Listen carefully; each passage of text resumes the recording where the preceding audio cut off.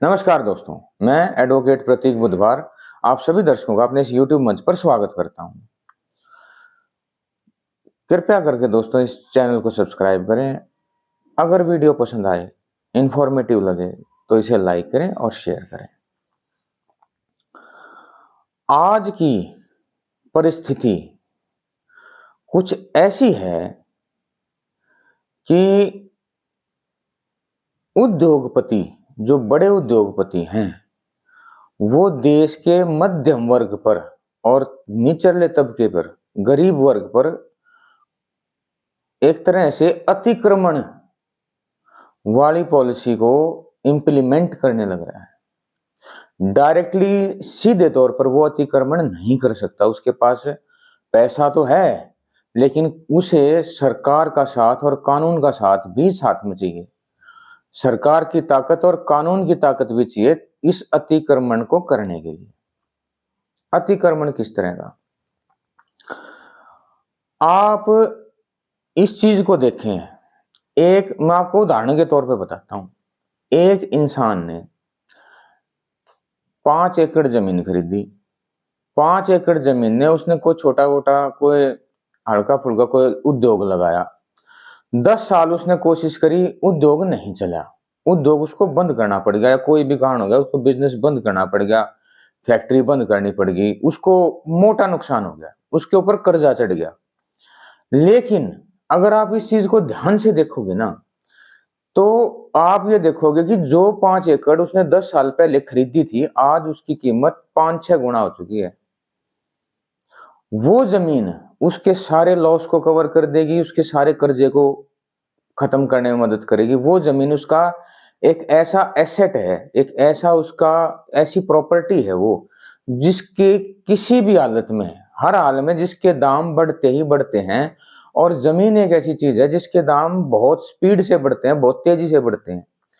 ऐसा कभी नहीं हुआ आज तक के इतिहास में कि जमीन आज की कुछ रेट की है तो वो आधे रेट की रहेगी, वो उसके बढ़ेंगे, हर हाल में बढ़ेंगे, निश्चित है ये चीज।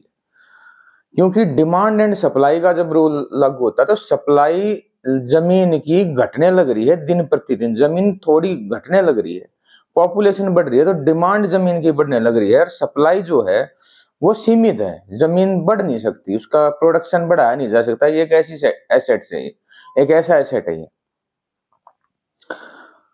तो जो उद्योगपति जगत है ना, बड़ा उद्योगपति जगत जो इस देश पे एक तरह से राज कर रहा है इनडायरेक्टली, उसको एक चीज का पता लग गया, उसको एक चीज दिमाग में आ गई कि जमीन को किसी ना किसी तरह से हथियाना है। इस देश की जमीन, जितनी ज्यादा से ज्यादा जमीन पर उनका कब्जा हो सके उतना कब्जा करना है, खरीदनी है। एक तरह से मैं यूं कहता हूं कि कब्जा इन द सेंस ये थोड़ा गलत हो जाएगा, लेकिन अगर मैं ये कहूं कि खरीदनी है और कम ठीक दाम में खरीदनी है, तो वो कैसे हो सकता है? वो एक ही तरीके से हो सकता है जब जनता जमीन बेचने के लिए आतुर हो जाए। जब जनता के पास, किसान के पास, मुख्यतः किसान के पास ही जमीन है, जब किसान जमीन से कुछ ना निकाल पाए, अपना घर परिवार ना चला पाए, अपने कर्जे नहीं उतार पाए, जमीन से इतनी पैदावार ही नहीं हो कि वो जमीन का उसके लिए कोई औचित्य ही नहीं रह जाए और वो इतना कर्जे में दब जाए कि उस कर्जे को उतारने के लिए उसे जमीन देनी ही पड़े, बेचनी ही पड़े, तब इस हालात में उद्योगपतियों को ठीक मोल भाव में आराम से जमीन मिल सकती है। अन्यथा बड़ी मुश्किल है जमीन लेनी। इस चीज को आप इस तरह से देखिए। मैं पिछले कई सालों की सीरीज को नोट करता रहा हूं, इवेंट्स को नोट करता रहा हूं। सिलसिलेवार तौर पर मैं आपको यह बताऊंगा कि किस तरह से ऐसे हालात पैदा कर दिए गए हैं कि किसान अपनी जमीन को बेचने पर मजबूर हो चुका है आज के समय में। और उद्योगपति की ये सीधी सीधी इन्वॉल्वमेंट है इन हालात को पैदा करने के अंदर। 2013 की बात है दोस्तों, कांग्रेस सरकार में थी और उन्होंने एक लैंड एक्विजिशन बिल पास किया 2013 में, जिसके अंदर की सरकार को अगर किसी प्राइवेट उसके लिए लैंड एक्विजिशन करनी पड़े, किसी भी प्राइवेट उद्योगपति को या किसी को अगर जमीन का अधिग्रहण करना पड़े, तो 80%, किसी किसी जगह 70% और किसी जगह 80% किसानों को कंसेंट चाहिएगा, किसानों का कंसेंट चाहिएगा। अगर वे किसानों का थोड़ा सा भी हिस्सा, मान लो 30%, 40% किसान जमीन देने के हक में नहीं है, उनकी कंसेंट नहीं है, तो वो जमीन अधिग्रहण नहीं की जाएगी या वो जमीन उस प्राइवेट प्लेयर को नहीं दी जाएगी। कुछ ही स्थितियों में ये कंडीशन लागू नहीं होती जहां पर सरकार किसी ऐसे प्रोजेक्ट के लिए जमीन ले रही हो जो कि पब्लिक इंटरेस्ट की चीज हो, अस्पताल के लिए, स्कूल के लिए, कॉलेज के लिए, गवर्नमेंट कॉलेज के लिए, इन चीजों को छोड़ के बाकी सभी एक्टिविटीज के लिए, उद्योग के लिए जब भी जमीन लेनी पड़ेगी तो 70 से 80% किसानों की स्वीकृति उसे चाहिएगी लिखित में। उसके बाद उसके रेट को लेकर के भी डीसी रेट का 4 गुना, और भी कई कंडीशंस ऐसी थी कि जो भूमि अधिग्रहण को थोड़ा सा मुश्किल बनाती थी। अगर उद्योगपति अपनी ताकत का इस्तेमाल करना चाहे तो वो नहीं कर सकता था। फिर सरकार चेंज होगी दोस्तों और मोदी सरकार आ गई। मोदी सरकार ने आते ही एक अध्यादेश लेकर के आई, लैंड एक्विजिशन एक्ट के अंदर संशोधन लेकर के आई, जिसके अंदर ये कंडीशन हटा दी गई, ये 70% और 80% जो स्वीकृति चाहिए थी किसानों की, ये कंडीशंस वहां से हटा दी गई उस अध्यादेश से। 48 घंटे पहले जो नोटिस देना होता था उस कंडीशन को भी हटा दिया, और कई ऐसी कंडीशंस जो कि जमीन की कीमत को बढ़ाती थी उन कंडीशंस को भी हटा दिया गया। लेकिन क्योंकि इनकी राज्यसभा में बहुमत नहीं था तो वो अध्यादेश पास नहीं हो पाया। ये 3 बार इन्होंने अध्यादेश लाए लेकिन तीनों बार विफल हो गए। उस अध्यादेश को कानून का में तब्दील करने में ये विफल हो गए। फिर दोस्तों क्या हुआ, नोटबंदी लाई गई। नोटबंदी के जरिए असंगठित क्षेत्र वो क्षेत्र है दोस्तों जो कि ग्रामीण क्षेत्र में जो कैश में काम होता है, नगद में जहां काम होता है, जहां ऑनलाइन पेमेंट्स और बैंक का इन चीजों का इस्तेमाल कम होता है, असंगठित क्षेत्र हो गया। जो छोटे उद्योग, किसानी, खेती और हल्के फुल्के जो किसानों से संबंधित जो मजदूर, ऐसा वर्ग जो आ गया वो असंगठित क्षेत्र में आ गया। असंगठित क्षेत्र को खत्म करने के लिए विधिवत रूप से कुछ काम ऐसे किए गए जिससे कि असंगठित क्षेत्र बिल्कुल खात्मे की ओर चल पड़ा। सबसे पहला काम था डिमोनेटाइजेशन, नोटबंदी। असंगठित क्षेत्र की बिल्कुल कमर तोड़ दी गई। इसके अंदर असंगठित क्षेत्र की जैसे ही कमर टूटी उसके बाद रही गई कसर जीएसटी ने पूरी कर दी। जीएसटी लागू होते ही असंगठित क्षेत्र और दबता चला गया, मजदूरों की नौकरी जाने लगी, लेबर क्लास अनएम्प्लॉयमेंट बढ़ने लगी और रूरल सेक्टर जो कृषि का जो ग्रामीण सेक्टर है वो डिस्ट्रेस में आ गया दोस्तों, वो दबाव में आता चला गया।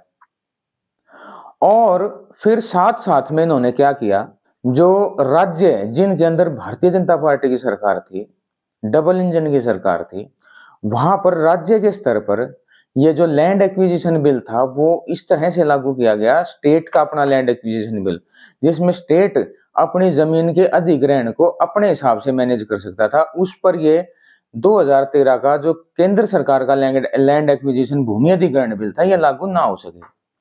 उसमें जैसे हरियाणा की सरकार है, हरियाणा की सरकार ने अपना भूमि अधिग्रहण बिल पास करवाया, जिसके अंदर की 70-80% की जो ये स्वीकृति की जो शर्त थी उसको खत्म किया गया, और जो डीसी रेट था उसका जो 4 गुना का जो स्लैब था उसको खत्म किया गया। और इसके अंदर जो ये नोटिस देने का जो प्रावधान था, इतना नोटिस देना पड़ेगा, ऐसे जितने भी ऐसे प्रावधान थे जो कि किसान के पक्ष के थे उनको खत्म किया गया। तो सिलसिलेवार तौर पे दोस्तों देखने में आया, जैसे लॉकडाउन की जो परिस्थिति थी, लॉकडाउन में ने भी ग्रामीण क्षेत्र को प्रभावित किया सबसे ज्यादा।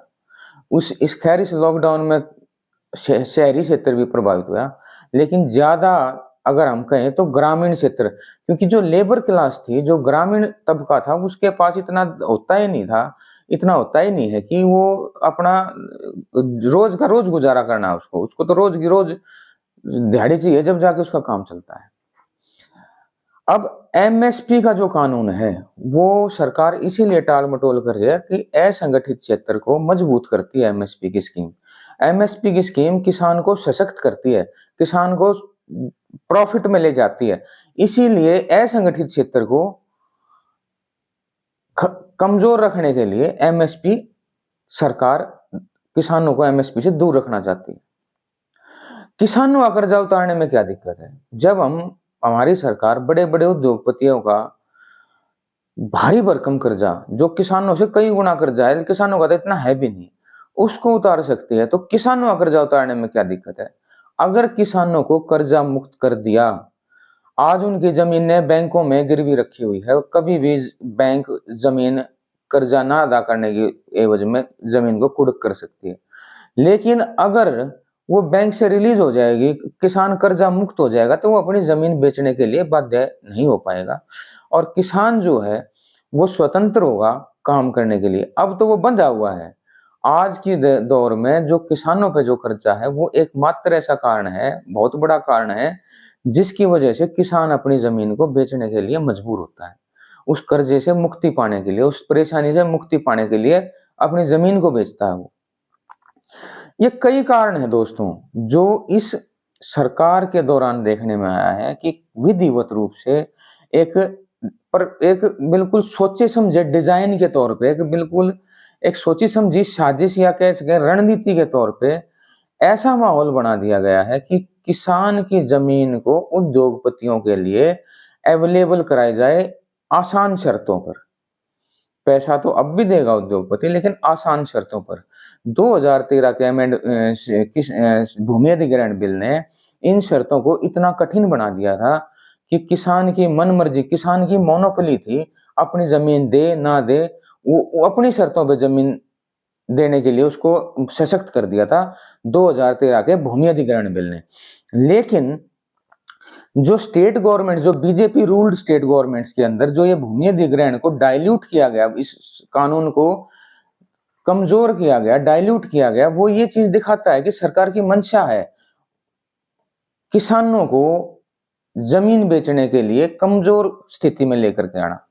एक बार्गेन पावर, किसानों की जो बार्गेन करने की जो क्षमता है उसको काफी कमजोर करता है ये भूमि अधिग्रहण बिल की अमेंडमेंट्स, जो स्टेट गवर्नमेंट के द्वारा की गई है। कई स्टेट गवर्नमेंट्स में हुई है, कई स्टेट्स में हुई है, खासकर बीजेपी रूल्ड स्टेट्स के अंदर।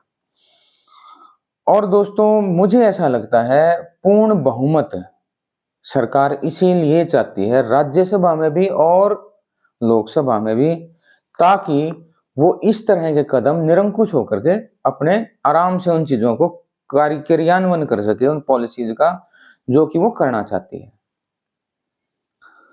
तो मेरे हिसाब से दोस्तों ये सरकार का जो ये काम करने का तरीका है, यह स्पष्ट रूप से ये दर्शाता है कि सरकार उद्योगपतियों के हाथों की कठपुतली है।